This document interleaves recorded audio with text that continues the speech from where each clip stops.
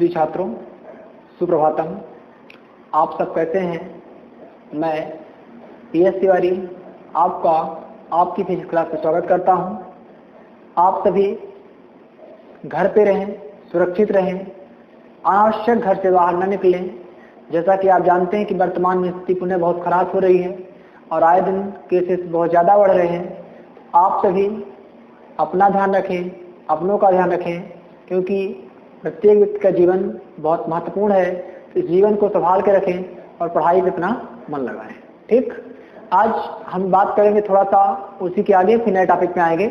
हमारा जो बताए थे कि प्रतिरोधियों का संयोग होता है, हमने बताया था कि 3 प्रकार से होता है। पहला आपको अगर याद होगा तो पहला हमने क्या बताया था? श्रेणी क्रम। दूसरा बताया था समांतर क्रम और तीसरा हमारा है मिश्रित क्रम। तीसरा हमारा है मिश्रित क्रम। अब आपको अगर याद होगा, आपने श्रेणी क्रम पढ़ चुका है, समांतर क्रम भी पढ़ चुके हैं, मिश्रित क्रम हम इसको नहीं पढ़ाएंगे, इसको आप लोग स्वयं पढ़ेंगे। बस इतना बता रहे हैं कि जो श्रेणी क्रम था इसका फार्मूला क्या होता था? R = R1 + R2 + R3 होता था। जो समांतर क्रम है इसका फार्मूला क्या हुआ? 1/R = 1/R1 + 1/R2 + 1/R3 हुआ। अब तीसरा आपका है मिश्रित क्रम। तो मिश्रित क्रम आप क्या बोलेंगे? मिश्रित क्रम फार्मूला क्या होता है? तो मिश्रित क्रम का फार्मूला एक सिंपल शब्दों में आपका आएगा। इसके बारे में भी हम आपको बता रहे हैं, सिर्फ इसका फार्मूला बताएंगे, बाकी इसका हम डिटेल नहीं बताएंगे। डिटेल आप लोग स्वयं पढ़ेंगे और स्वयं इसको आप लोग सॉल्व करेंगे। तो हम बात करते हैं थोड़ा सा मिश्रित क्रम के बारे में। तो देखिए मिश्रित क्रम क्या है? मिश्रित क्रम मतलब ये है, जैसे मान लीजिए हमने श्रेणी क्रम में क्या पढ़ा था कि जब किसी प्रतिरोध को श्रेणी क्रम में जोड़ते हैं तो प्रत्येक प्रतिरोध के पहले सिरे को दूसरे पे, प्रत्येक प्रतिरोध के दूसरे सिरे को दूसरे प्रतिरोध के पहले सिरे। अगर आपको याद होगा, हम कुछ इस प्रकार से क्या लेते थे? प्रतिरोध। इस प्रकार से प्रतिरोध लेते थे तो क्या होता था कि इसका पहले प्रतिरोध के पहला सिरा, दूसरा सिरा, पहला सिरा, दूसरा। तो पहले प्रतिरोध का दूसरा सिरा जो है तो किससे मिलता था? दूसरे प्रतिरोध के पहले सिरे से। ये प्रक्रिया चलती थी श्रेणी क्रम में। फिर आपको हमने कल पढ़ा था समांतर क्रम। तो समांतर क्रम में आपको याद होगा कि प्रतिरोधों को समांतर क्रम में इस प्रकार रखते हैं, अप डाउन के फॉर्म में। आप जितने चाहो तो रख सकते हो कि उनको सभी को सभी प्रतिरोध के पहले सिरे को एक बिंदु पर और दूसरे सिरे को दूसरे बिंदु, हमने बिंदु माना था A और B पर मिला देते हैं। तो श्रेणी क्रम का फार्मूला A हुआ, याद कर लीजिए। समांतर क्रम का फार्मूला A हुआ, इसको भी याद कर लीजिए। अब आपसे कोई पूछे कि मिश्रित क्रम क्या है, तो मिश्रित क्रम शायद आप लोग को पता है तो ठीक है, अगर नहीं पता है तो मिश्रित क्रम क्या होगा? मिश्रित क्रम मतलब यहाँ पे है कि जब हम क्या करते हैं कि कुछ प्रतिरोध को श्रेणी क्रम में और कुछ प्रतिरोध को समांतर क्रम में, क्या बोल रहा है कि जब हम कुछ प्रतिरोध को श्रेणी क्रम में और कुछ प्रतिरोध को समांतर क्रम में जोड़ते हैं तो उसे क्या नाम दिया जाता है? मिश्रित क्रम। मिश्रित मतलब दोनों को आपस में मिला देना। तो जब कुछ प्रतिरोध को श्रेणी क्रम में और कुछ प्रतिरोध को समांतर क्रम में रखते हैं उसे क्या कहते हैं? अपन मिश्रित क्रम कहते हैं। बाकी इसका डिटेल हम नहीं बताएंगे, आप स्वयं सॉल्व करेंगे। ना बनेगा तो कमेंट करके बताइए, तो हम आपको बताएंगे। हम आज एक बहुत ही मोस्ट नए टॉपिक की शुरुआत करने जा रहे हैं, किरचॉफ के नियम के बारे में। तो आइए डालिए हेडिंग आप लोग, किरचॉफ का नियम। बहुत ही मोस्ट टॉपिक है किरचॉफ का नियम, सभी को डाल लीजिए, इसे हम पढ़ाएंगे। ये बहुत ही मोस्ट टॉपिक है और एग्जाम में आता भी है 3 नंबर में। बताए थे जैसे ना कि इस पार्ट से 3 + 3 + 1 + 1 = 8। तो किरचॉफ का नियम अपने आप में काफी मोस्ट है, उसको आप लोग डालिए heading, law of Kirchhoff, Kirchhoff का नियम। Law of Kirchhoff, law of Kirchhoff, Hindi में कहेंगे किरचॉफ का नियम। किरचॉफ का नियम। अब देखिए किरचॉफ का नियम आप जानते हैं, साइंस है कि जब कोई नियम बनाता है तो उसका नियम कुछ सीमा तक लागू होता है कुछ आगे की सीमा जो लिमिट होती हो सकता है तो उस लिमिट को ना क्रॉस करे, तो उसके लिए एक नए नियम की आवश्यकता होती है। ठीक है, तो जैसे मान लीजिए कि आपका रूटीन है कि अपन 9 o'clock के बाद पढ़ना बंद कर दे, सपोज दैट। अब आपके जो न्यू जनरेशन आएगी तो हो सकता है उस नियम को तोड़े, वो 10 o'clock करे। उसी प्रकार से जो नियम हम कहना चाहेंगे कि जो हमारा किरचॉफ का नियम है तो ओम के नियम से रिलेटेड है। इसके पहले आपने पढ़ा था ओम का नियम, लेकिन हो सकता है कि ओम का नियम उस स्थान पे कहीं न कहीं लागू ना हुआ होगा, तो उसके लिए जो आपके गुस्ताफ किरचॉफ महोदय थे, किरचॉफ महोदय ने दूसरा नियम दिया। देखिए आपने ओम का नियम पढ़ा था कि ओम के नियम में क्या क्या बताते हैं, तो आपने पढ़ा था कि ओम के नियम की सहायता से सरल विद्युत परिपथ एवं नेटवर्क से संबंधित, यानी कि जो ओम का नियम पढ़े हैं तो उसमें क्या बताते हैं, सरल विद्युत परिपथ और नेटवर्क, जो आपकी नेटवर्किंग होती है, नेटवर्क से संबंधित समस्या को सॉल्व करने के लिए क्या यूज किया गया, ओम का नियम। समझिएगा, कोई पूछे कि ओम का नियम किस समस्या को सॉल्व करने के लिए किया गया, तो आप क्या बताएंगे कि सरल विद्युत परिपथ और नेटवर्क से संबंधित समस्याओं को सॉल्व करने के लिए ओम का नियम बनाया गया।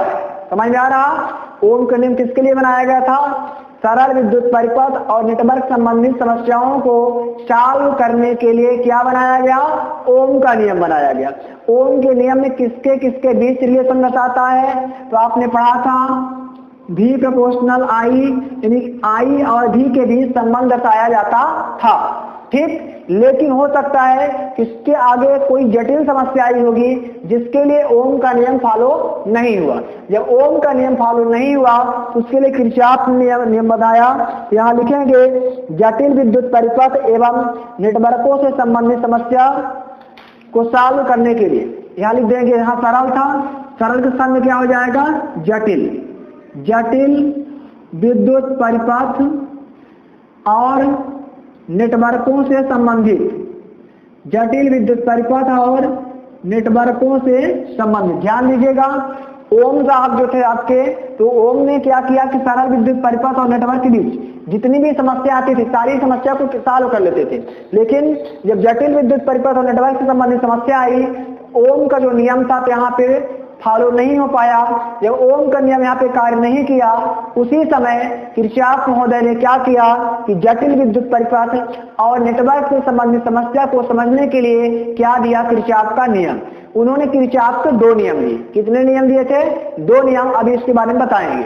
समझ में आ गया किरचॉफ का नियम क्यों दिया गया, जब ओम साहब ने उस नियम को देने में सक्षम नहीं रहे, उनका नियम वहां पे लागू नहीं हो पाया, गलत हो गया, क्योंकि ओम का नियम क्या बता रहा है, सरल विद्युत परिपथ और नेटवर्क संबंधित समस्या को सॉल्व करने का तरीका बताया। लेकिन जब जटिल विद्युत परिपथ और नेटवर्क से संबंधित समस्या आ गई तो ओम का नियम वहां पे लागू नहीं हुआ। उसी समय गुस्ताफ किरचॉफ ने एक न्यू लॉ प्रतिपादित किया, जिसे उस नए नियम को क्या कहा गया, किरचॉफ का नियम। ठीक, ये आपका बेसिक था, लेकिन जान लीजिएगा किरचॉफ का नियम क्यों बनाया गया। तो उसे क्या कहा गया, किरचॉफ का नियम। फिर अब देखिए किरचॉफ का नियम किस सन में दिया गया, तो यहाँ पे आप आगे जानेंगे कि 1842 में किरचॉफ महोदय यानी किरचॉफ ने 2 नियम दिए। 1882 में किरचॉफ ने क्या दिए, 2 नियम दिए। एक आपका खुले लूप के लिए, मतलब ओपन परिपथ के लिए, और एक बंद लूप के लिए। तो अपन पहले पढ़ेंगे किरचॉफ के प्रथम नियम, जिसे क्या बोलते हैं, KCL, किरचॉफ करंट लॉ। सबसे पहले मैं किरचॉफ के प्रथम नियम के बारे में पढ़ेंगे, जो वेरी मोस्ट इंपॉर्टेंट है। फिर टाइम रहेगा तो दूसरा भी पढ़ेंगे, नेक्स्ट क्लास में डिस्कस करेंगे। तो आइए सभी डालिए आप लोग किरचॉफ का प्रथम नियम। यहाँ तक हमने बेसिक बताया, आप लोग लिख सकते हैं, ऑब्जेक्टिव के लिए पीछे बता दिए कि किरचॉफ का नियम क्यों दिया गया। तो जटिल विद्युत परिपथ और नेटवर्क से संबंधित समस्या को सॉल्व करने के लिए दिया गया। कब दिया गया, 1842 में दिया गया। किसने दिया, किरचॉफ ने दिया। कितने नियम दिए, 2 नियम दिए। अब हम बात करेंगे पहले नियम के बारे में। तो आइए आप सभी डालिए किरचॉफ का प्रथम नियम। डालिए आप लोग किरचॉफ का प्रथम नियम, first law of Kirchhoff. Kirchhoff का प्रथम नियम,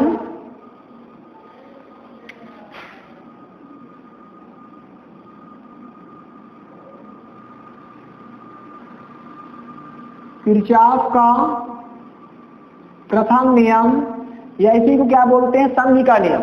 ठीक है, प्रथम नियम या लिख सकते हो संधि का नियम। क्या बोलते हैं, संधि का नियम। इंग्लिश में बोलेंगे किरचॉफ फर्स्ट लॉ या जंक्शन लॉ।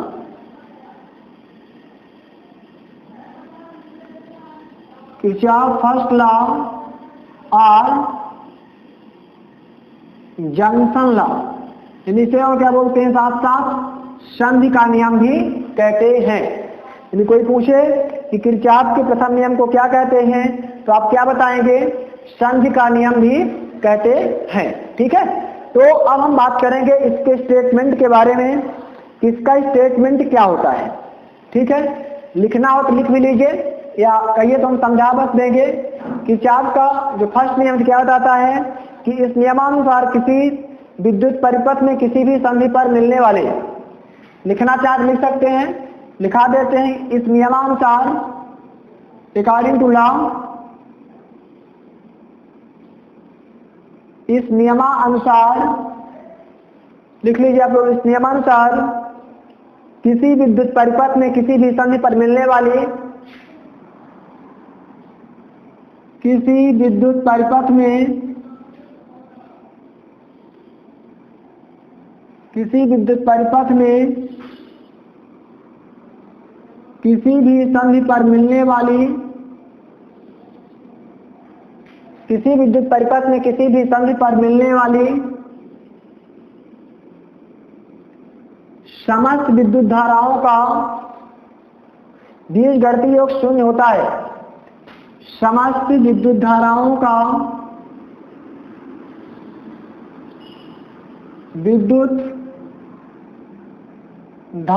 का बीजगणितीय योग शून्य होता है। बीजगणितीय योग शून्य होता है।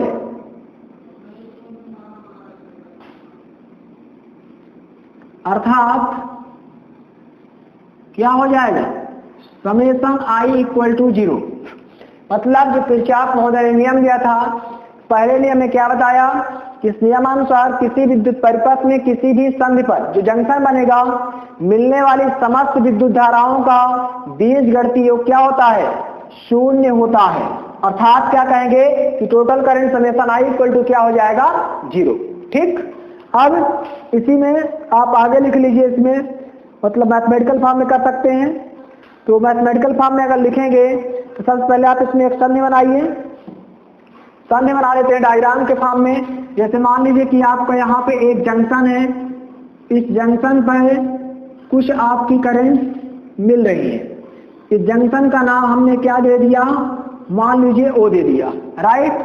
अब इसका नाम हमने दे दिया I1, इसका नाम दे दिया I2, इसका नाम दे दिया I3, इसका नाम दे दिया I4 और इसका नाम दे दिया I5। ठीक, हर बुक में अलग अलग रहेगा, इसमें आप लोग परेशान ना होइएगा। ठीक है, हर बुक में अलग अलग रहेगा, इतना बता रहे, परेशान होने की आवश्यकता नहीं है। किसी में कुछ को अंदर माना, कुछ को बाहर माना हो, लेकिन हमने जो माना है, हमने यहाँ पे I1 और I4 को अंदर लिया है, बाकी को बाहर ले लिया है।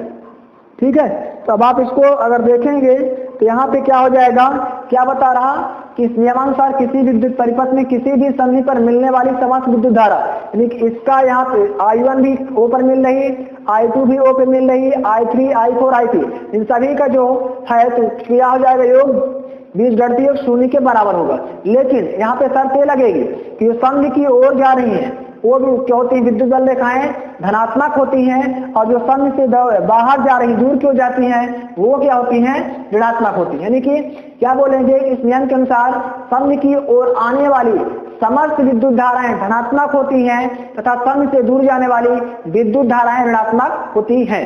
जैसे I1 आपके अंदर जा रही पॉजिटिव, I2 बाहर जा रही निगेटिव, I3 बाहर जा रही निगेटिव, I4 अंदर आ रही पॉजिटिव, I5 बाहर जा रही निगेटिव। समझ गए। तो इस नियमानुसार संधि की ओर आने वाली समस्त विद्युत धाराएं धनात्मक तथा संधि से दूर जाने वाली विद्युत धाराएं क्या होती हैं, ऋणात्मक होती है। तो इस नियम से क्या हो जाएगा, देखिए I1 अंदर जा रहा, I1 पॉजिटिव, फिर प्लस I2 बाहर जा रहा तो माइनस हो जाएगा I2, फिर प्लस I3 भी बाहर जा रहा तो हो जाएगा माइनस I3, फिर I4 अंदर आ रहा तो प्लस I4, फिर I5 बाहर जा रहा तो क्या हो जाएगा माइनस I5 इक्वल टू समस्त विद्युत धाराओं का बीजगणित जो क्या होता है शून्य होता है, अर्थात समेशन I इक्वल टू 0, तो this will be equal to क्या हो जाएगा 0। ठीक, फिर अगर पक्षांतर करेंगे तो I1 प्लस I4 के अलावा माइनस वाले उधर ले जाएंगे तो क्या हो जाएगा प्लस। तो हम इसको ऐसे लिख सकते हैं कि I1 plus I4 equal to I2 plus I3 plus I5 लिख सकते हैं, क्योंकि जो उधर ले जाएंगे तो भी क्या हो जाएगी धनात्मक। अब इससे क्या सिद्ध हो रहा है, देखिए कि संध की ओर आने वाली विद्युत धाराओं का योग संध से दूर जाने वाली विद्युत धाराओं के योग के बराबर होता है, क्योंकि जो अंदर जा रही हैं उनका योग आपस में बराबर है किसके, जो बाहर जा रही हैं, यानी पॉजिटिव वाली संख्या है निगेटिव के बराबर हो गई।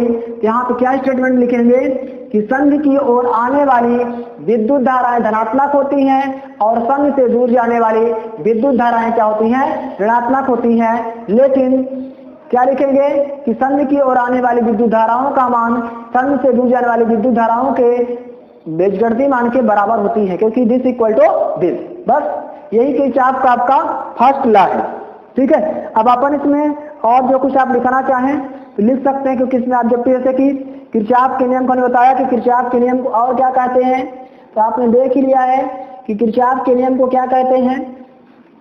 किरचॉफ के नियम को क्या कहते हैं आपने देखा है। तो पहला चीज हमने बताया किरचॉफ के नियम को क्या कहते हैं, संधि का नियम कहते हैं।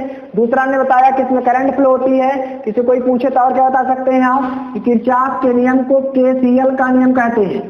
नोट लगा के आप लोग लिख सकते हैं। कोई पूछे कि किरचॉफ के नियम को क्या बोलते हैं, केसीएल का नियम, सॉरी किरचॉफ के प्रथम नियम को केसीएल का नियम भी कहते हैं। के मतलब किरचॉफ, सी मतलब करंट, एल मतलब किरचॉफ करंट लॉ, यानी कि किरचॉफ का धारा नियम। ठीक, तो ऑब्जेक्टिव में देता है किरचॉफ के प्रथम नियम के हम जानते हैं केसीएल केवीएल, तो प्रथम नियम को क्या बोलते हैं केसीएल का नियम कहते हैं। दूसरा पॉइंट इसमें लिख लीजिए, यह नियम आदेश संरक्षण के नियम पर आधारित है। दूसरा पॉइंट इसमें लिख लीजिए, यह नियम आदेश संरक्षण के सिद्धांत पर आधारित है, यानी कि जो किरचॉफ का नियम है आदेश संरक्षण के नियम पर आधारित, यानी कि कोई पूछे आपसे कि किरचॉफ के नियम जो है किस नियम के सिद्धांत पर आधारित है, क्या बताएंगे आदेश संरक्षण के सिद्धांत पर आधारित है। ठीक, इस प्रकार से जो हमारा लगभग पहला टॉपिक था किरचॉफ का फर्स्ट नियम, तो समथिंग कंप्लीट हो गया है। अब हम बात करेंगे किरचॉफ के दूसरे नियम के बारे में, लेकिन इसको आज अपन यहीं पे ब्रेक करते हैं। नेक्स्ट टॉपिक दूसरा नियम दूसरी क्लास के साथ मिलेंगे। ठीक, आज की क्लास आपको कैसी लगी आप प्लीज कमेंट के माध्यम से बताने का प्रयास करें। जो कुछ कमियां होंगी मैं उसे दूर करने का प्रयास करूंगा। ओके, आप सभी को तब तक के लिए नमस्कार। Thanks for watching video. जय हिंद, जय भारत।